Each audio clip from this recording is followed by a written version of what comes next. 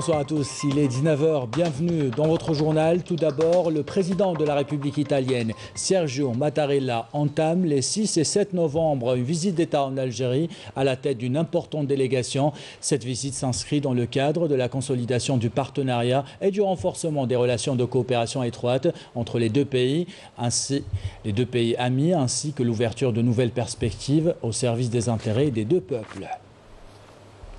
Une relation stratégique entretiennent l'Algérie et l'Italie dans plusieurs domaines, l'énergie, le domaine sécuritaire. Les deux pays avaient signé en 2020 un mémorandum d'entente sur le dialogue stratégique, les relations bilatérales et les questions politiques. L'année passée, le volume global des échanges commerciaux entre Alger et Rome atteint près de 6 milliards de dollars. Les détails avec Malika Bellel. Les relations séculaires algéro-italiennes, marquées du sceau de l'amitié et du respect mutuel, sont appelées à se consolider davantage. Il s'agit pour les deux pays de poursuivre le dialogue politique qu'ils entretiennent depuis plusieurs années, tout en privilégiant un partenariat solide et stratégique dans divers domaines et secteurs afin de faire face aux défis régionaux auxquels ils se trouvent confrontés. En décembre 2020, un mémorandum d'entente sur le dialogue stratégique, les relations bilatérales et les questions politiques et de sécurité globale a été signé entre les deux pays. Ce mémorandum a permis aux deux pays de renforcer le dialogue bilatéral et la coopération pour développer leur partenariat. Alger et Rome entretiennent également un dialogue stratégique sur les questions politiques, sécuritaires et de lutte contre le terrorisme. Le traité d'amitié, de bon voisinage et de coopération signé en 2003 entre l'Algérie et l'Italie avait marqué un tournant décisif dans les relations entre les deux pays et a été suivi d'une série d'accords de coopération dans divers secteurs, notamment celui de l'énergie. En effet, premier client de l'Algérie, l'Italie achète annuellement plus d'un tiers du gaz algérien exporté. En 2020, le volume global des échanges commerciaux entre l'Algérie et l'Italie a atteint près de 6 milliards de dollars. Le secteur des hydrocarbures occupe une place importante dans les relations économiques algéro-italiennes, grâce notamment au partenariat entre le groupe Sonatrach et le groupe énergétique italien Eni. Les deux groupes gèrent le gazoduc Transmed reliant l'Algérie et l'Italie via la Tunisie, ce qui permet l'exportation annuelle d'un volume allant jusqu'à 32 milliards de mètres cubes de gaz algérien vers l'Italie. Les accords relatifs au renouvellement du contrat de vente-achat de gaz naturel à long terme destiné au marché italien constituent un nouveau grand jour dans l'histoire de la coopération algéro-italienne dans le domaine énergétique. Et en parlant du domaine énergétique, Enrico Mattei, c'est un homme d'affaires qui a marqué les relations algéro-italiennes. On le surnommait jadis le roi du pétrole. Ses positions anticolonialistes ont fait de lui un grand ami de la révolution algérienne. Il a trouvé la mort dans des circonstances très troubles. Retour sur le parcours de cette figure de proue de la coopération économique et de l'amitié entre l'Algérie et l'Italie avec Hicham Saadoudi, commentaire de Raouf Hamouche. Voici le visage de cet homme, Enrico Mattei, qu'on appelait aussi le roi du pétrole, fervent anticolonialiste. Cet entrepreneur de génie était un grand ami de la révolution algérienne contre le colonialisme français, depuis son déclenchement en 1954 jusqu'à son aboutissement triomphal 7 années et demie plus tard. Comme beaucoup d'Européens qui avaient soutenu la longue et difficile lutte du peuple algérien pour l'indépendance de son pays, cet ancien résistant au fascisme et nazisme consacre sa vie au soutien des causes justes. Un personnage qui a à la fois gêné et heurté les pouvoirs en place. Ses contacts permanents avec les représentants du Front de Libération Nationale à l'étranger ont permis de mobiliser la classe politique italienne et soutenir la cause algérienne. En reconnaissance au combat de cet homme pour l'indépendance nationale, en 1977, les autorités algériennes ont baptisé en son nom le gazoduc reliant l'Algérie à l'Italie. Les massacres et les injustices perpétrées par la France en Algérie ont incité Mattei à se positionner aux côtés de l'Algérie. La France coloniale l'accuse de fournir des armes et du carburant aux combattants algériens. Lorsque l'OPEP est créé, Enrico Mattei, en tant qu'expert, fournit aux négociateurs algériens le dossier sur le Sahara, un document qui a été déterminant durant les négociations d'Évian. Mattei avait torpillé l'espoir que nourrissait la France de s'approprier le pétrole algérien. Il trouve la mort dans un accident d'avion tragique en octobre 1962. Sa mort reste d'ailleurs suspecte. De nombreux chercheurs évoquent la thèse du complot. Et dans l'actualité de ce vendredi, le ministre des Affaires étrangères et de la communauté nationale à l'étranger, Ramtal Amamra, a adressé des messages à plusieurs organisations internationales suite au lâche assassinat de 3 ressortissants algériens au territoire sahraoui libéré. Ces messages ont été adressés au secrétaire général de l'ONU, Antonio Guterres, président de la Commission de l'Union africaine, Moussa Faki, au secrétaire général de la Ligue des États arabes, Ahmed Aboulghid, et au secrétaire général de l'Organisation de la coopération islamique, Youssef Ben Ahmed Al-Uthaymin. Ramtal Amamra a informé les responsables de ces organisations internationales de la gravité extrême de cet acte de terrorisme d'État en question et qu'aucune circonstance ne saurait justifier. Il a souligné que l'emploi par l'État occupant d'un armement sophistiqué meurtrier pour entraver la libre circulation de véhicules commerciaux dans un espace territorial sur lequel il n'a aucun droit constitue un acte de fuite en avant porteur de risques imminents pour la sécurité et la stabilité au Sahara occidental et dans toute la région. Le ministre des Affaires étrangères et de la communauté nationale à l'étranger a rappelé la volonté et la capacité de l'Algérie d'assumer ses responsabilités en matière de protection de ses ressortissants et de leurs biens en toutes circonstances. Dans ce même contexte, des ambassadeurs accrédités auprès de l'Algérie ont été reçus par le ministre des Affaires étrangères et de la communauté nationale à l'étranger. À Flou et à Ain Madi, les autorités civiles et militaires ont fait le déplacement auprès des familles des victimes de cette attaque lâche de l'armée d'occupation marocaine. Objectif, apporter un peu de réconfort et rappeler la solidarité de l'État auprès de tous ces enfants. Couverture de Wassila Bouchareb, commentaire signé Yasmine Messaoudi. À Al-Rouat, un climat de tristesse et de consternation règne depuis l'agression terroriste abjecte qui a coûté la vie à 3 citoyens algériens sur l'axe Nouakchott-Ouargla. Représentant les hautes autorités du pays, une importante délégation composée des autorités civiles et militaires de la wilaya s'est rendue dans la commune d'Eflou pour présenter leurs condoléances les plus sincères à la famille du martyr, l'Arbi Boumediene. C'est le drame de toute une nation. Que voulez-vous? C'est le destin. Les autorités de la wilaya ont tenu à exprimer le soutien indéfectible de l'État aux familles des victimes. De leur côté, les habitants de la commune d'Eflou ont dénoncé et condamné l'acte criminel perpétré par le régime du Marzan, affirmant que cette barbarie, son nom, transgresse toutes les valeurs de bon voisinage.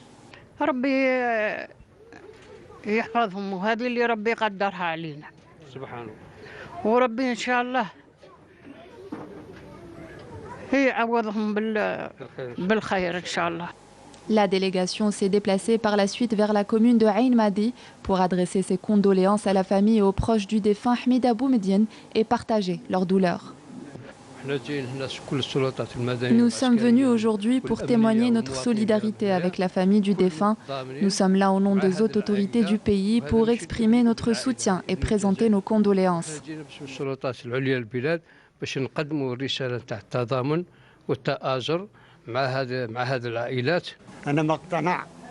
Je suis convaincu que mon fils est mort en martyr.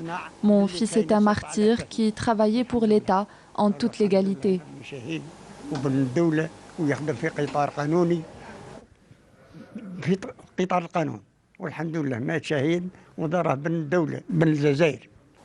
Mohamed Saïd, le fils de Ahmed Boumediene, est toujours sous le choc après le terrible drame qui a frappé sa famille. J'ai appris la mort de mon père via les réseaux sociaux. Je ne m'y attendais pas. C'était un choc terrible. Un crime odieux perpétré lundi dernier, mais qui continue à ce jour à susciter l'indignation du pays tout entier. Un crime qui a suscité indignation et condamnation, notamment de la Commission sahraoui des droits de l'homme qui a dénoncé aujourd'hui une agression terroriste lâche perpétrée par les forces d'occupation marocaines. Un crime odieux qui exige l'ouverture d'une enquête indépendante. L'association chilienne d'amitié avec la RAST a condamné fermement ce lâche attentat marocain contre 3 Algériens, exprimant sa totale solidarité avec le peuple algérien et les familles des victimes. On entame à présent le volet consacré aux élections locales. La campagne électorale a débuté hier. Les représentants des partis politiques ont sillonné plusieurs wilayas du pays. Actualité oblige, dans leur intervention, ils ont dénoncé l'acte barbare perpétré par le régime du Merzenne. Les leaders politiques ont appelé les Algériens à aller massivement voter le 27 novembre prochain. Résumé avec Yasmine Messaoudi. Le secrétaire général du RND, Taïeb Zitouni, a plaidé à partir de Borj Bouarerij pour une révision du code communal en vue de relancer le développement local de manière efficace et a évoqué en outre les complots visant à frapper la stabilité du pays, du fait que l'Algérie ne changera pas ses principes en soutenant les causes palestiniennes et sahraouis et en refusant l'entrée de l'entité sioniste en Afrique. Depuis Tamanrasset, le président du Front Al-Moustaqbel, Abdelaziz Bel'aïd, a mis l'accent sur l'importance de l'adoption des méthodes de persuasion et de dialogue lors de cette campagne, de sorte à gagner la confiance des électeurs. Il a déclaré également que le peuple algérien a résisté à l'oppression et au colonialisme et fait toujours face aux ennemis de la nation, à l'intérieur et à l'étranger. À Mostaganem, le président du mouvement Lbina, Abdelkader Bengrina, a estimé que le scrutin du 27 novembre sera l'occasion de marquer une rupture avec les anciennes pratiques dans la gestion des affaires locales. Il a aussi exprimé l'engagement des candidats de son parti à servir le peuple dans un contexte de sauvegarde de l'unité nationale et de lutte contre tous ceux qui tentent de casser le tissu social de l'intérieur et de l'extérieur du pays. Le secrétaire général du FLN, Abou Fadl Ba'dji, a souligné à Tissim Silt que le programme de son parti est basé sur l'encouragement de l'investissement local lié au développement économique des communes, notamment dans les secteurs de l'agriculture et du tourisme, et a appelé les candidats de son parti dans la wilaya de Tissim Silt à se focaliser sur le travail de proximité. Se focaliser sur le travail de proximité pour créer un changement profond et renforcer les institutions de l'État. Les représentants des partis politiques ont appelé les citoyens à choisir celles et ceux qu'ils jugent capables à prendre en charge leurs préoccupations. Les détails avec Malika Bellel. Le président du parti, Saout Chab, Lamine Ousmani, a affirmé depuis Alger que son parti a misé sur les compétences dans la course électorale afin de pouvoir réaliser les aspirations des citoyens et le rêve d'un avenir meilleur. Il a assuré à ce titre que sa formation politique souhaite opérer un changement radical à travers la présentation de propositions traduisant les préoccupations du citoyen.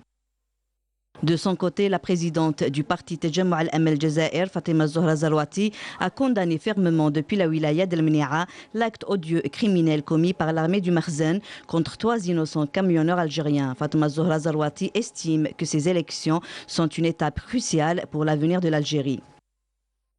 S'exprimant lors d'une rencontre tenue au nouveau siège de son parti dans la localité agricole de Mansoura, le secrétaire général du parti Karama, Mohamed Daoui, a souligné qu'en cas d'élection aux assemblées locales, les candidats du parti s'engagent à prendre en charge de manière objective les préoccupations des citoyens. Le secrétaire général de la bonne gouvernance, Aïssa Belhadi, a déclaré à Intimouchent que les élections locales sont une étape importante dans le parcours de la réforme institutionnelle nécessitant l'implication du citoyen à travers un choix approprié de ses représentants au niveau de ses assemblées.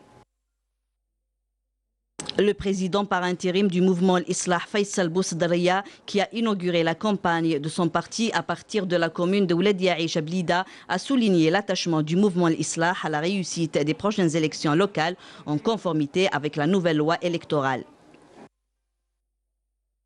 Et pour permettre à tous ces candidats de passer leur message aux téléspectateurs des différentes chaînes de l'EPTV, la télévision publique a spécialement aménagé des studios d'enregistrement au niveau de Club des Pins à Alger.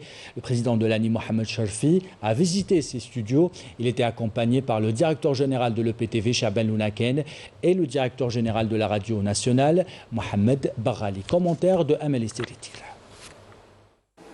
C'est un espace dédié spécialement aux élections. Ici, les candidats au prochain scrutin enregistrent leur message pour essayer de convaincre les électeurs. On a annoncé en direct les facilitations des procédures pour libérer les listes afin que les candidats puissent commencer la campagne électorale tous à la fois. Tous les moyens matériels et humains ont été déployés pour permettre aux candidats de présenter leur programme. Pour ces élections, les stations régionales de la télévision accueilleront pour la première fois les candidats. C'est pour la première fois depuis le recouvrement de la souveraineté nationale que tous les candidats, quel que soit l'endroit où ils se trouvent, peuvent transmettre leur message grâce à l'ouverture des stations régionales et bien sûr les 6 chaînes nationales.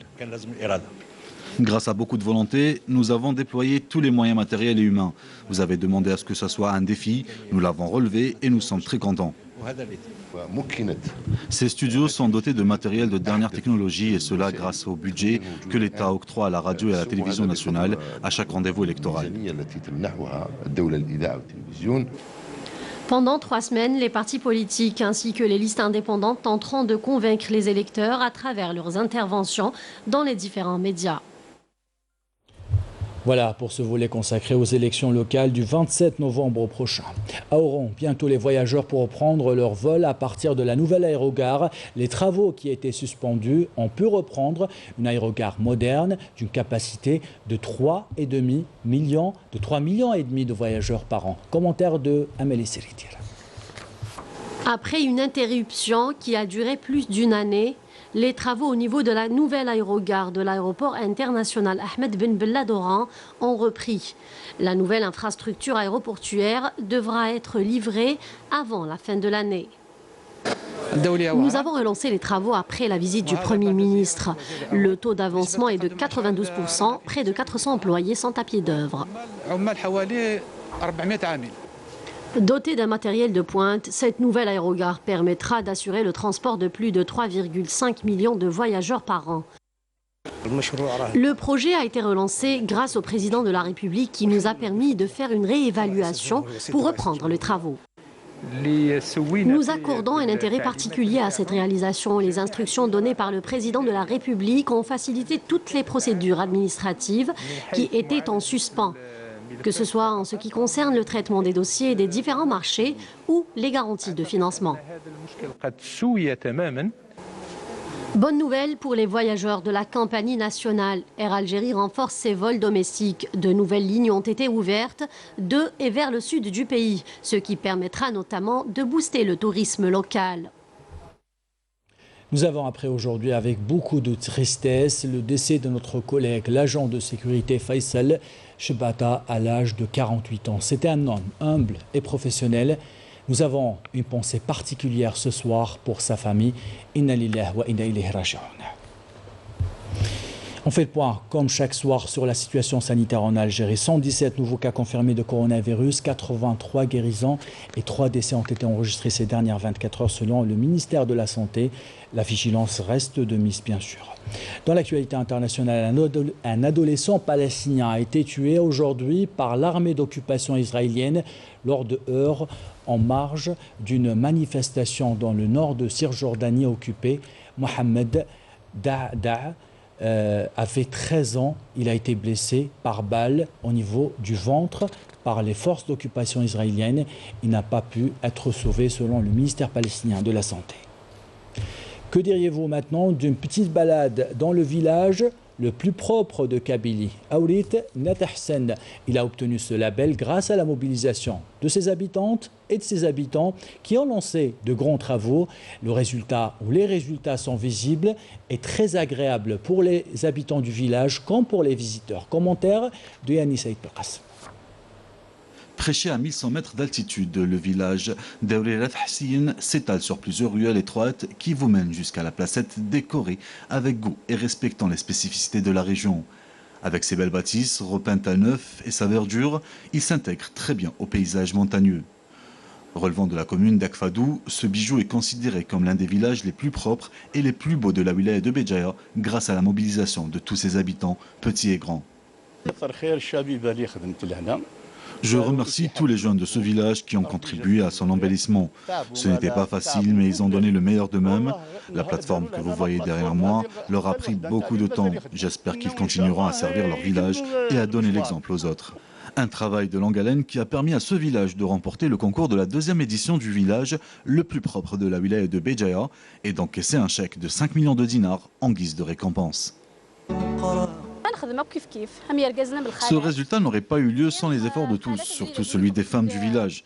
Nous nous sommes occupés de l'ancienne maison kabyle et nous avons décoré les ruelles avec des signes berbères. Je suis très contente de savoir que notre village a remporté le prix du plus beau village de Béjaïa. Je remercie toutes les personnes qui ont contribué. On va afficher le jma général du village, décider où je bon, donc là, c'est tout. Donc on va décider, on va diviser en deux. C'est 2 500 000, 2 projets, un seul projet par rapport à la fiche technique. Une chose est sûre, on en prend plein les yeux en se baladant à travers les vieilles ruelles et en admirant les vieilles maisons de pierre et les ruelles richement décorées.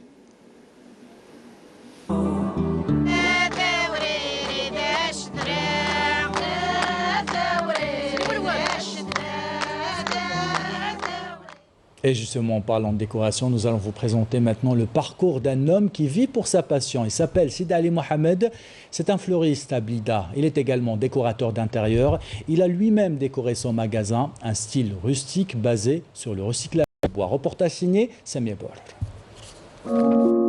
Animé par la passion des fleurs, créatif et disposant d'un réel sens artistique, Sidi Ali, un fleuriste pas comme les autres. Les senteurs des roses vous transportent très loin ici.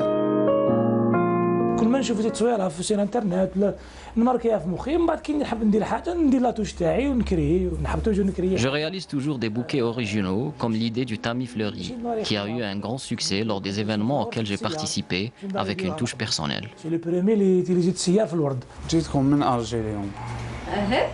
Je suis venu d'Alger pour récupérer mon bouquet. Je vais demander la main de ma future femme. Il est original, il est magnifique. Après des études en sciences juridiques, il change de cap pour s'investir pleinement dans la décoration florale et intérieure. Il recycle tout.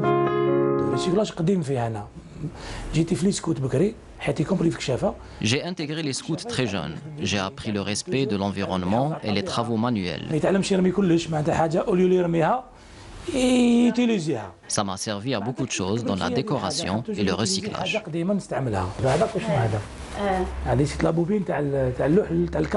Vous savez c'est quoi ça?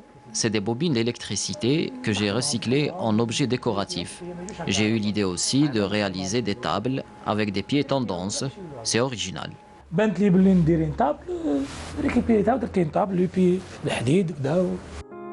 Aujourd'hui, grâce à son esprit inventif, cet artisan fleuriste a pu s'imposer dans son domaine.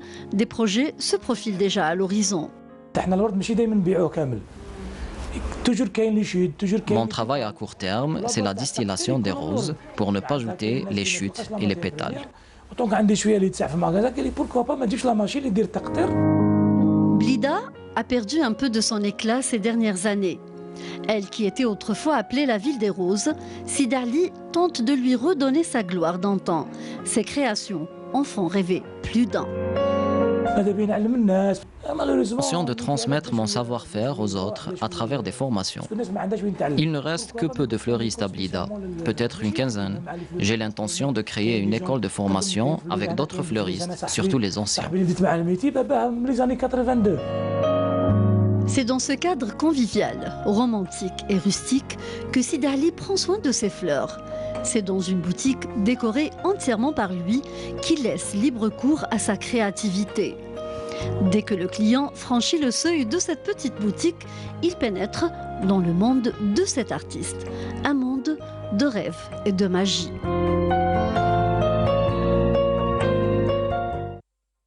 Belle découverte et belles images. Votre soirée sur Canal Algérie à 21h, vous avez rendez-vous avec votre émission ciné-thématique Amir Nebej. Je vous propose le documentaire de Ali Ayadi intitulé Enrico Mattei et la révolution algérienne, suivi par le film algéro-italien La bataille d'Alger de Gillo Pontecorvo avec la participation d'Ahmed Bejaoui et Ali Fatah Ayadi. Ainsi va l'actualité, c'est la fin de ce journal. L'équipe de la rédaction qui l'a préparé, l'équipe technique qui l'a réalisé vous remercie de l'avoir suivi. Merci pour votre fidélité. Belle soirée.